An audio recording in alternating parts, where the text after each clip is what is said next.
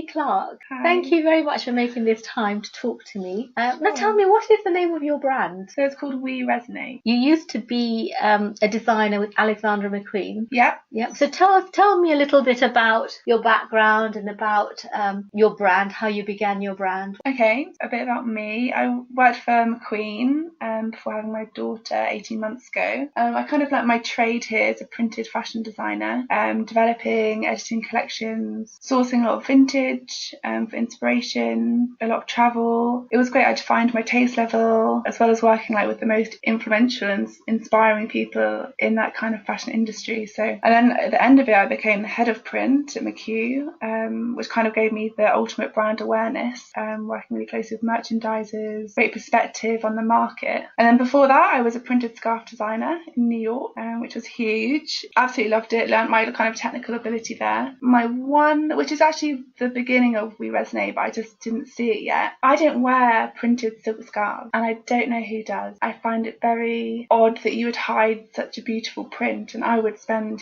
hours working on these prints, and then you'd wear them around your neck and they'd be hidden. So that was really a fascination for me, and I felt that was a shame when it came to the design. So in terms of sustainability, I've always wanted to work in sustainability. It's been difficult commercially because it hasn't necessarily gone along with profit of the company. But from university, which was over 10 years ago, I've always kept an eye on it. And I found when I had my daughter, I had the opportunity of time and thinking space to really see how I could address it. And I felt like I was ready in terms of my expertise. I'd gained enough experience to put that towards new business. And so how is your current brand, We Resonate, how is that a sustainable brand? So We Resonate, it started because I wasn't ready to use new materials. I didn't want to add to the pile of such that's out there already. So by using existing vintage fabric, I cut out the effect and exploitation that can happen here. And this seemed like the simplest place to start, as I wasn't sure what product line to really begin with. Also, everyone I work with, because I wanted to start it quite small and quite simply, I'm really in touch with what I pay people, like projecting my ethos. Like I'm really keen that my ethos of We Resonate is this kind of alternative to the conventional way of doing fashion. How you can do it differently. So it has to be a bit more than fashion. I feel like the world's changing in terms of fashion has to be is more integrated into a lifestyle. Sustainable, timeless. There's this kind of slow fashion that I'm really getting into, because slow doesn't correspond with business, does it? But it's slow paced at the moment because that's what that's what I can give to it. It's kind of this it's growing very naturally, which I really love. And I'm using this to make the decisions in the business. I'm being very considerate. And I found that working very sociably and in my local collective, I'm getting the best results. So my seamstress is local. She's a local mum actually, and she's worked for McQueen and she's just worked for America Transu. So she's an expert in her field, and I pay her accordingly. And even when it came to asking her if she would reconsider her cost, she was very clear in saying that that's the best cost she could give me, and I respect her for that, because the time that she's very quick at her job, but she's very good at her job. So I'm getting great value for money, what I think, from her.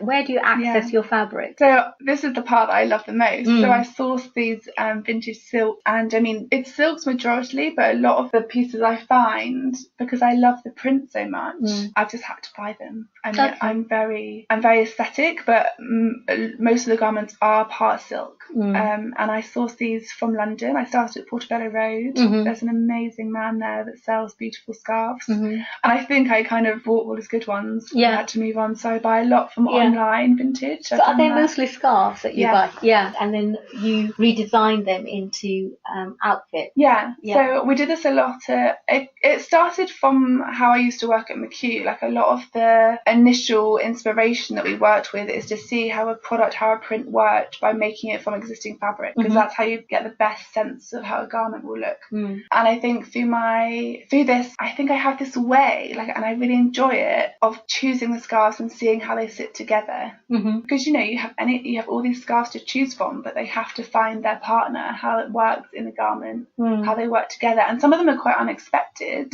but they can come up to just make this beautiful piece at the end. And do you find that the silk scarves that you're finding are of the same kind of quality and the same kind of structure in terms of fabric, knit and things like that? It's been really amazing, because you think you could just, I've had to actually consider I can't buy light coloured scarves because of transparency. A lot of the silks that are actually made in China are very thin silks. So I've kind of found those ones I can't necessarily buy into. And actually a lot of the vintage scarves aren't made in China. And it sadly, which is actually a really great thing for my business and that I'm trying to work with, is that a lot of them are damaged. So because they're over 30 years old, their hems are unraveling. There's actually a few different holes, which becomes, I have to work in my tolerance. Like a few of the pieces do have tiny little holes, but I'm salvaging these. They're beautiful fabric. And I work to think that this, these holes don't really make a big difference to the garment. They're worth it. I'm giving it a new lease of life. What do you think might happen to these scarves if you weren't using them? The guy that I used to buy from in Portobello, he was raiding rag yards for his stock. So people were just throwing them away. He was salvaging them. If I didn't buy them, I think generally a lot of fashion houses buy vintage to work from inspiration. But a lot of them, because they're unwearable as scarves, would go to scrap, which is super sad. Over 30 years ago, the construction and the weave was beautiful, how they used to do it. There was no fast fashion, so things were done really considerately. And just because the hems aren't perfect, because people don't invest the time in mending anymore, they would have got lost. When it comes to you designing your current sort of garments, your tops and your dresses, do you have a certain person in mind? Who are you designing for? Because I know you're quite new, you're just setting up.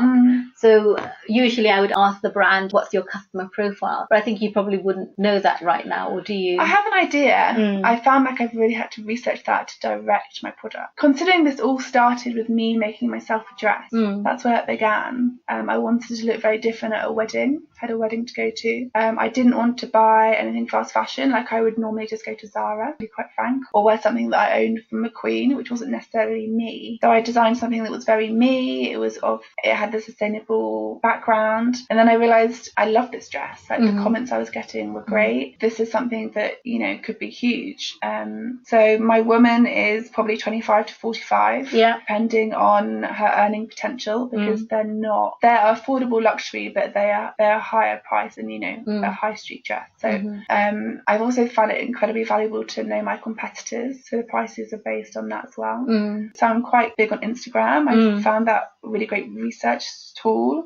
And now I'm posting my new lookbook. I'm getting a lot of people very active in like the yoga community. So a lot of people that actually take their health very seriously, and also mindfulness. So a lot of people that are into a new way of thinking, a new way of living. So really you in your mind, you're already thinking about somebody who's already converted into ethical fashion in a way, and they're looking for this type of fashion. Do you have any kind of strategy in mind to try and meet the people who might be interested, but they need to be informed more? I mean, as a sustainable fashion consumer, I don't find it very easy to buy sustainably, because actually conventional fashion make it very easy to buy from them. Even if you're boycotting, it's still very tempting to go into those high street stores. So for me, it's incredibly social. Social media is going to be huge. I'm starting locally, so I've actually been advised by PR strategists that I need to start with word of mouth. And I think because they're one-off pieces and they can be very individual, and because I have links to the fashion industry and people that are of that fashionista world, which I think these really are valuable to, I'm going to do a lot of like social activities. So crudely, Tupperware parties, this sort of thing. Because actually that makes a really nice considered way of buying. You get time to be around the product, you can try it on, you can see if it works for you. You're not in out of a changing room and making a rush decision. I want it to be a considered decision. I want people to love it, want it in their wardrobe and use it. It's going to be slow because my business isn't a big business at the moment, and they have to be actively looking for these brands, these consumers, because in the world of fashion there's so many brands. I mean, it's going to be very difficult to find.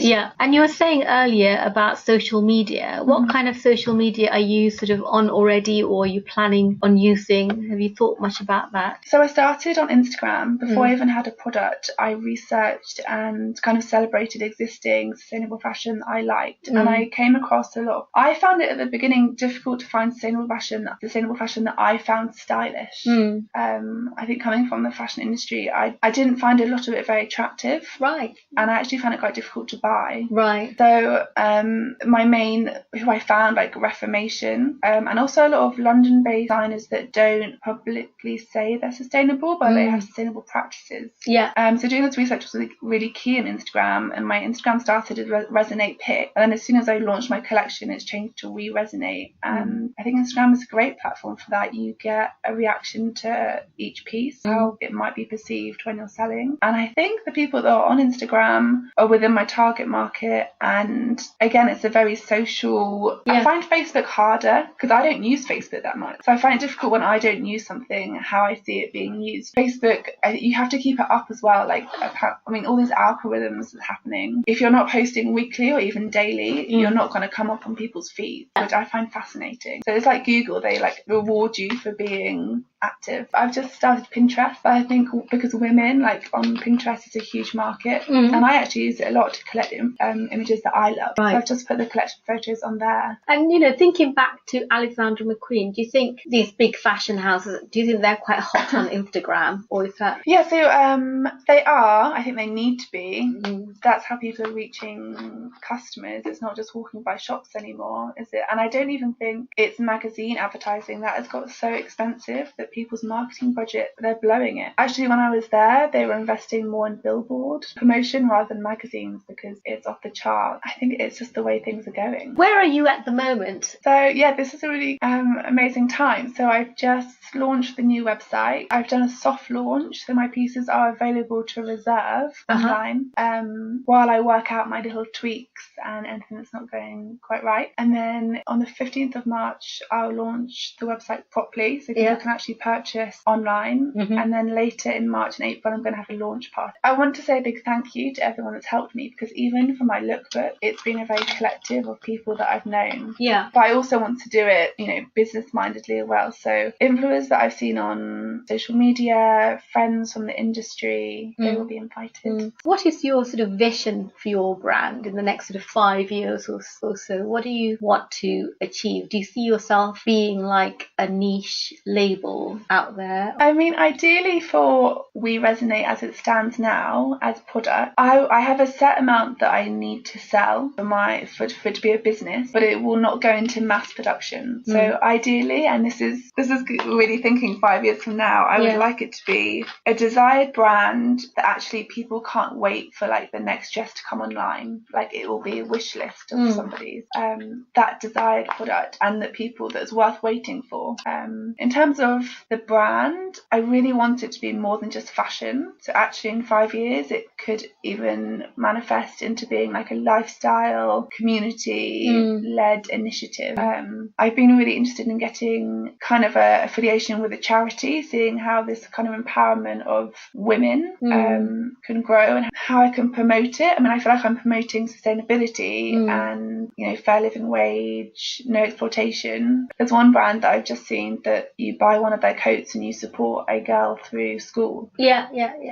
I just don't know about doing that, because I want people to be able to spend their own money the way they want to. I don't want to say, 10% of this dress sale will go towards charity, because if you want to make that charity donation, you do that anyway. But it needs to be fashion for a greater purpose, not just for fashion's sake. We are fashionistas, we love what we wear, we want to wear really cool things, but it needs to come from a good place. We're not supporting exploitation of this environment, and we're definitely not supporting exploitation of other women, especially other women's garment workers that might be mothers that aren't seeing their children the whole year because they have to work and they have no choice. And someone was saying, well, if you don't give them jobs, where would they be? And we're not saying that there can't be any fashion industry, we're just asking for a better one, because we need to be more in touch with where we get our products from, who's making them, because at the moment people just don't know, and assumptions are so dangerous. If we don't know exactly, there's no knowing. So like trust for brands, I think that's the biggest problem. Like we think brands that are big are trustworthy, and who are you trusting? You're trusting people that want to make money, and I don't think that's trustworthy. Great, thank you so much, Lizzie. I've taken up a lot of your time. But it goes so quickly, doesn't it?